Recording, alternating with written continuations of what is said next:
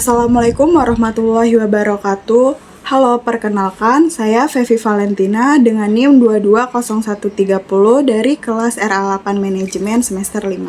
Di sini saya akan menyampaikan materi singkat mengenai kompensasi, proteksi SDM, membangun komunikasi dan disiplin kerja, motivasi dan kepuasan kerja, membangun kerjasama tim, kinerja dan penilaian prestasi, dan yang terakhir audit sumber daya manusia.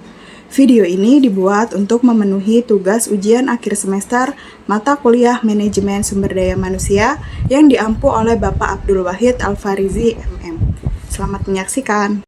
Materi 1 ada kompensasi. Kompensasi adalah imbalan yang diberikan perusahaan kepada karyawannya sebagai bentuk penghargaan atas kontribusi dan kerja keras mereka. Kompensasi bisa berupa uang, barang, atau jasa. Ada dua jenis kompensasi. Yang pertama yaitu kompensasi langsung, seperti gaji, bonus, dan insentif. Kompensasi yang diberikan secara langsung kepada karyawan berdasarkan kinerja atau hasil kerja mereka. Yang kedua ada kompensasi tidak langsung, seperti asuransi kesehatan, program pensiun, dan tunjangan lainnya. Kompensasi yang diberikan secara tidak langsung kepada karyawan sebagai bentuk keuntungan tambahan.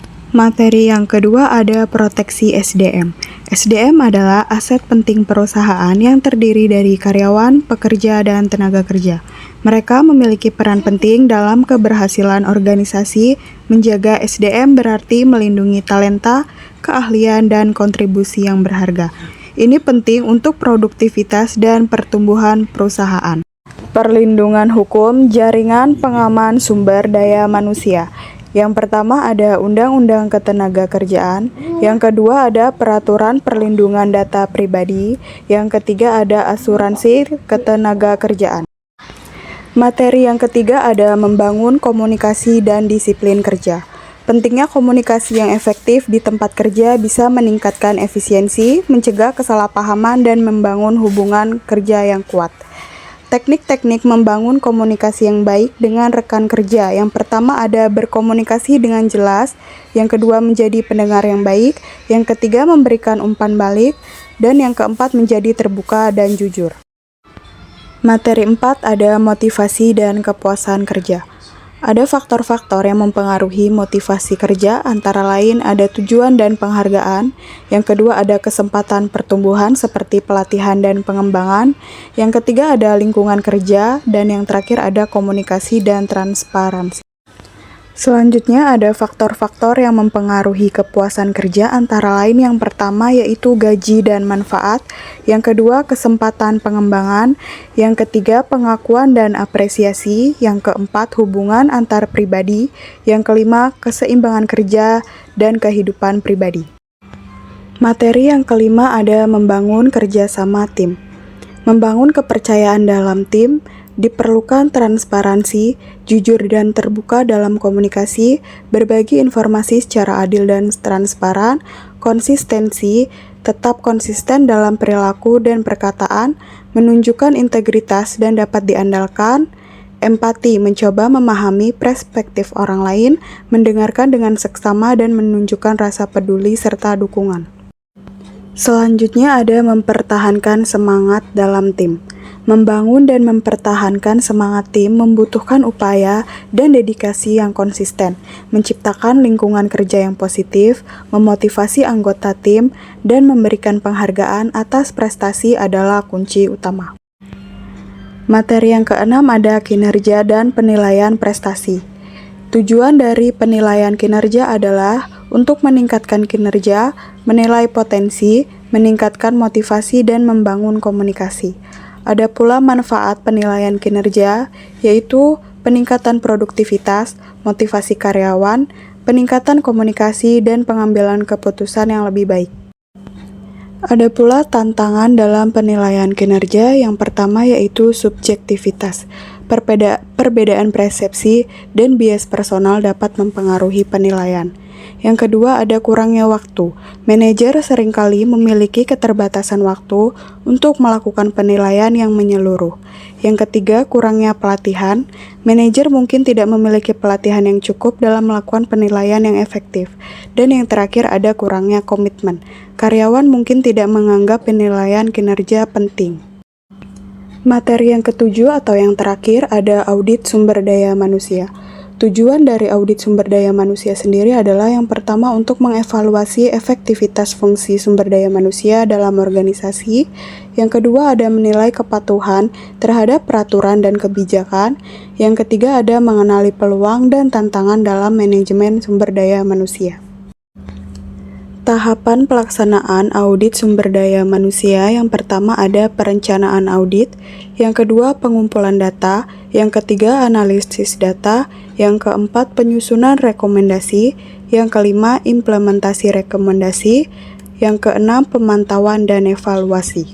Pengumpulan data dan informasi bisa dilakukan dengan wawancara, studi dokumen, survei, atau observasi. Selanjutnya, analisis dan identifikasi permasalahan. Yang pertama, analisis data. Yang kedua, identifikasi permasalahan. Yang ketiga, penyebab permasalahan. Selanjutnya, ada penyusunan rekomendasi. Yang pertama, ada rekomendasi strategis. Yang kedua, rekomendasi taktis. Yang ketiga, rekomendasi operasional. Kemudian, dilanjutkan pemantauan dan evaluasi, serta dampak dan keberlanjutan. Manfaat audit sumber daya manusia, yang pertama untuk meningkatkan efisiensi dan efektivitas operasional, yang kedua memperkuat compliance dan tata kelola perusahaan, yang ketiga memperbaiki kualitas dan retensi karyawan, dan yang terakhir memperkuat budaya organisasi. Selanjutnya, di sini ada faktor-faktor yang mempengaruhi kompensasi, yaitu ada kinerja, jabatan, lokasi, dan pendidikan. Lalu ada kompensasi dan motivasi karyawan antara lain. Yang pertama yaitu kompensasi yang adil dan kompetitif memotivasi karyawan untuk meningkatkan kinerja dan mencapai target yang ditentukan. Yang kedua, motivasi yang tinggi meningkatkan produktivitas dan kualitas kerja. Karyawan akan merasa lebih terdorong untuk memberikan yang terbaik. Yang ketiga, ada motivasi yang terjaga menghasilkan lingkungan kerja yang positif dan harmonis, sehingga meningkatkan kepuasan kerja karyawan. Kemudian ada kompensasi kompetitif versus kompensasi sesuai kemampuan. Kompensasi kompetitif dapat menarik dan mempertahankan karyawan yang berbakat, namun dapat meningkatkan biaya operasional.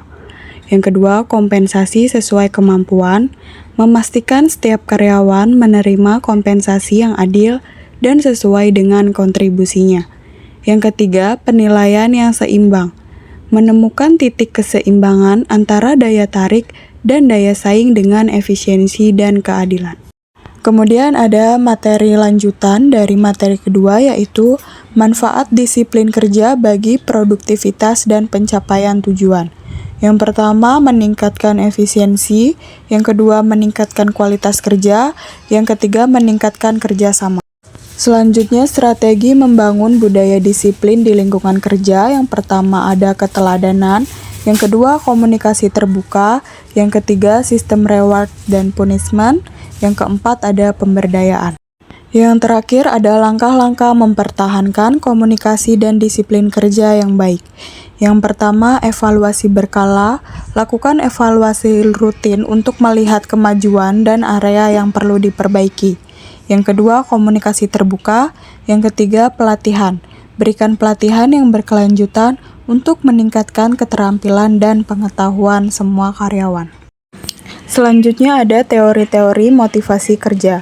Yang pertama ada teori hierarki kebutuhan Maslow, memahami tingkatan kebutuhan manusia dari dasar hingga puncak. Yang kedua, teori dua faktor Herzberg, membedakan faktor-faktor yang dapat menyebabkan kepuasan dan ketidakpuasan kerja. Dan yang ketiga, teori X dan Y, Max Gorger, menjelaskan dua perspektif manajer terhadap karyawan yang mempengaruhi pendekatan motivasi. Baiklah, itu tadi penjelasan singkat mengenai kompensasi, proteksi SDM, membangun komunikasi dan disiplin kerja, motivasi dan kepuasan kerja, membangun kerjasama tim, kinerja dan penilaian prestasi, dan yang terakhir audit sumber daya manusia. Semoga video ini bermanfaat dan bisa membantu teman-teman semua. Sekian dari saya. Wassalamualaikum warahmatullahi wabarakatuh. Jangan lupa untuk like, komen, dan subscribe ya.